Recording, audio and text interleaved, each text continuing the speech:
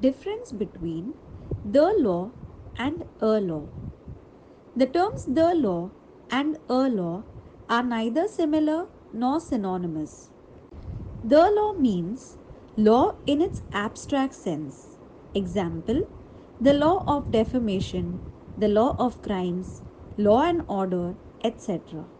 Whereas a law means law in its concrete sense. Example, the Contract Act, the Indian Penal Code, etc., where a law means a particular statute or enactment. This difference is well understood when referred in Latin, where law in its abstract sense is called jus and law in its concrete sense is called lex. But the absence of separate words in English language is responsible for considerable confusion.